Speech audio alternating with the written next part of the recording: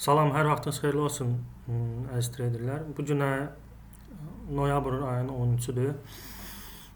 Ticarət həftəmiz davam edir. Yadınıza gəlirsə, keçən həftə sizə demişdim ki, dollar bizim bu trend xəttinin trend xəttinin içərisində ticarət olunur. Əgər o trend xətti qırılsa və günlük şam bağlansa, onda euro dollar bizdə artıma gedəcək. Və elə də oldu. Mən də artıq satışlarımı bağlamışam. Və indi ancaq artımını gözləyirəm. Çünki bizdə ümumi tendensiya baxsaz ümumi artımdayıq, yəni trend yuxarıdır və belə bir mikro korreksiyalar, yəni bizim ticarətimizdə ancaq sadəcə bir korreksiya rolu oynayır. Yəni bir potensial trendin dəyişməsi deyil. Trendin dəyişməsi tamamilə başqa cür olur. Lakin burada bizdə hal-hazırdakı vəziyyətdə trendin istiqamətli əməliyyatımızı açmışıq. Lazım olardı ki, gözləyərdik biz trend xəttinin qırılması. Həmçində burada da bu baş vermişdi. Baxın, burada gözləyir trend xətti qırıldı və artıma getdi. Həmçində buradan da belə çəksək, burada trend xətti qırılır və burada hər hansı bir xəbər çıxıb, onun həmin moment nə olub yadımda deyil artıq. Amma yenə də ümumi olaraq biz istiqamət bizdə artımadır. Trend xətti qırılıb və günlük şam da tam bağlanılıb. Ona görə də indi ümumi istiqamətimiz bizdə yuxarıdır. Take profit, ən yaxın take profit bizdə olacaq 1.19'larda, bu civarlarında. Ümumi buranı da qırsa, bu səviyyəni də qırsa, o növbəti səviyyəmiz bizdə buralarda yerləşir. 1.23, 1.22 yarımlarda. Ona görə evronu ancaq alışını gözləyirik. Yəni, kim əməliyyat açmıqsa alışsın, indidən aça bilər. Funtla bağlı da həmçində dəyişilməz olaraq qalır. Yəni, funtunla evronun korrelasiyası təxminən bir 30-40% eynidir.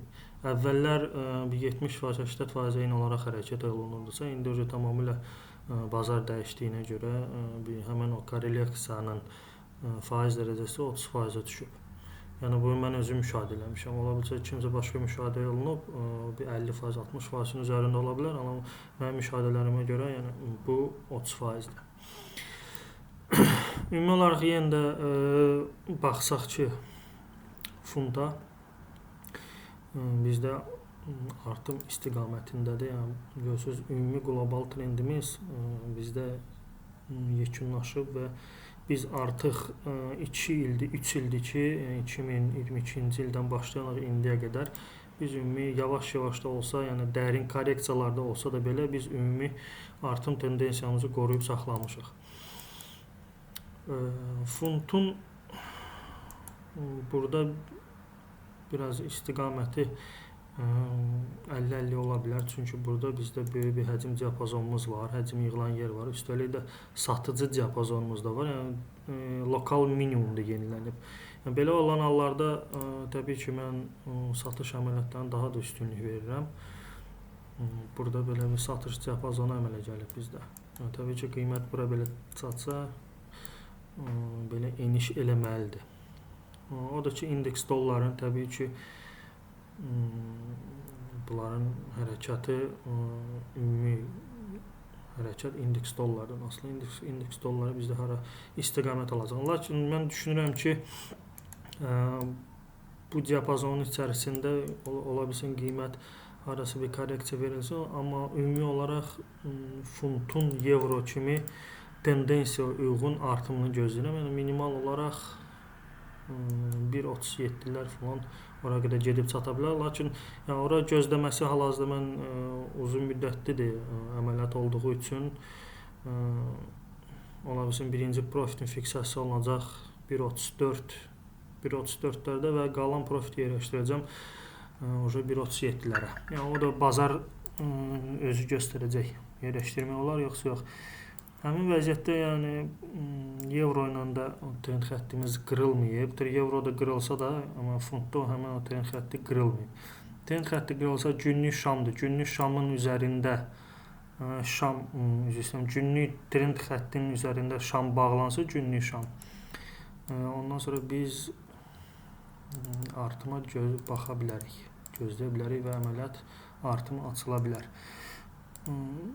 Belə bir istiqamət də ola bilər. H4-də baxanda belə bir istiqamətimiz də ola bilər. Əməliyyat trend xəttimizi qırsın, belə deyək. Trend xətti qırılsın burada. Və burada trend xətti qırılandan sonra artıq bizdə belə bir satış, alış diapazonumuz əmələ gələcək. Alış diapazonu qiymət gözləyərik retest eləsin. Retest eləməyə də bilər, lakin yəni, bu sistemə uyğun, yəni, strategiya uyğun belə olmalıdır ticarətimiz. Test olunsun. Ondan sonra biz əməliyyatımızı buy üçün daha da sərfəli yerdən aça bilərik. Yəni bu trend xəttimiz qırılmayana qədər hal-hazırdakı vəziyyətdə belə deyim, funtun alışına girmək təhlükəlidir. Çünki gəlib trend xətti dəyib və buradan da təzədən enişə başlanıla bilər. Onu da vurğulamaq istəyirəm ki, əziz treyderlər, əgər siz də belə bir əməliyyatlara daxil olmaq istəyirsə, trendin başlanğıc nöqtəsindən, yəni görürsünüz, trend xətti ilə qırılmır, mən əməliyyat açmışam. Məndə VIP qrupum var, qapalı qrup var, ora abunə olub, siz də belə bir əməliyyatlara daxil ola bilərsiniz mənimlə birlikdə.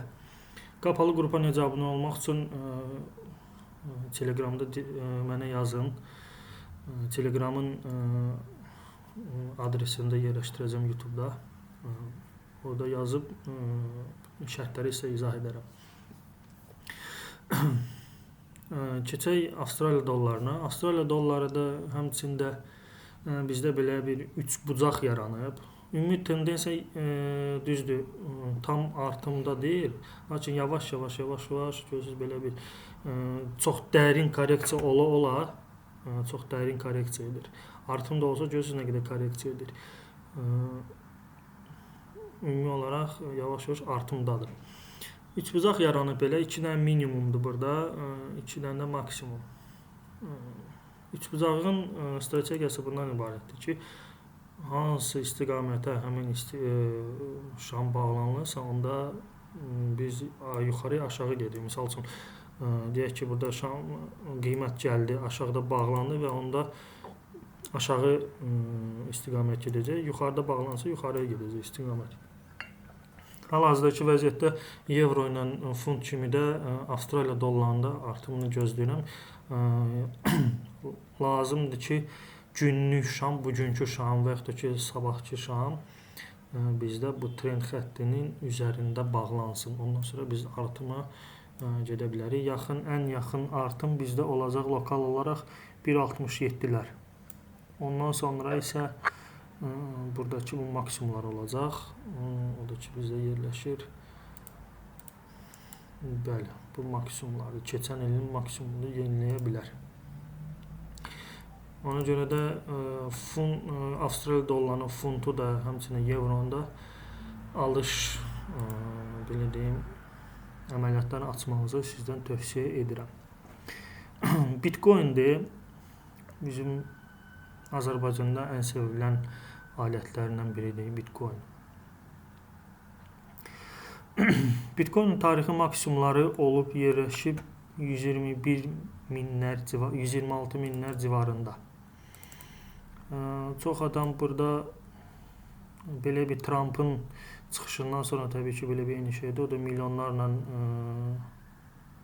dollarlıq Binance-da əməliyyat bağlandı. Çox adam da hər halda bu xəbərlərdən eşitməmiş olmazsınız Trump'ın bu çıxışından sonra. Buralarda hamı alışlardaydı. Gözləyirlər ki, deyirlər ki, Bitcoin 150, 180, 200 min civarına qədər qalxacaq bu ilə qədər. Sadəcə olaraq bir fiyaskoya uğradı. Heç bir əməliyyat, bunu yadınızda saxlayın, bir life hack deyim. Heç bir əməliyyat daimi olaraq qiymət daimi olaraq daha doğrusu arta bilməz. Yəni, mütləq sürətə korreksiyası vacibdir. Ancaq onu gümüşdə də görə bilərsiniz, qızılda da görə bilərsiniz. Həmçinin bu da Bitcoin-a da aidiyyatı var. Yəni, belə bir daimi olaraq artım heç vaxt olmur. Görürsünüz, artım olub, korreksiyası olub. Artım olub, korreksiyası olub. Həmçinin burada da. Çünki burada niyə belə bir oldu? Bu sırf Trump'ın çıxışından sonra oldu. Yəni, burada qiymət hardasa bir texnikaya uyğun hərəkət olunub. Lakin burada isə bu sırf Trumpın çıxışından sonra olmuşdu. Belə deyim, neçə il ticarət edirəm mən. Belə bir şamlar əmələ gələndə, yekə şamlar üstəlik bizim ümumi bir tendensiyası qırılmasını burada müşahidə etmək olar. Belə bir şamlar əmələ gələndə qiymət tez bir zamanda öz belə deyim, köhnə tendensiyasına qayıtmır. Yəni görürsüz bizdə artımdaydı, lakin belə bir şamlar böyük əmələ gəlib. Yaxın bir zamanlarda mən şəxsən gözləmirəm Bitcoin'un yuxarı gəlməsini. Ümumi olaraq enişdədir, eniş istiqamətindədir. 90'lar falan çatması çox da uzaqdır, çünki burada bizdə belə bir minimumlarımız var. Buranı test edəndən sonra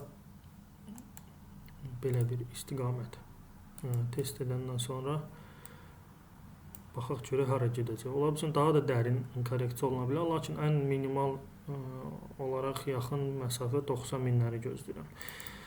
Həmçində bizdə belə trend xəttimiz də var. Bu trend xətti bizdə Bitcoin qırsa yuxarı minə. Ondan sonra biz fundda kimi göstərmişdim.